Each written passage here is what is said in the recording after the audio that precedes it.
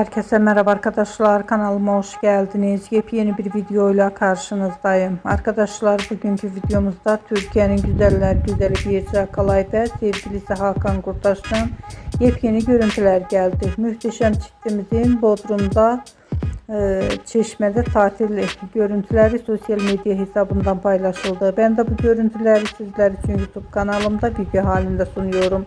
Umarım beğenirsiniz. Arkadaşlar, videomu beğendiyseniz kanalımı izlemeyi ve bildirim butonuna basmayı unutmayın. Şimdilik benden bu kadar olsun. Yeni videomuzda görüşmek üzere. Hoşça kalın.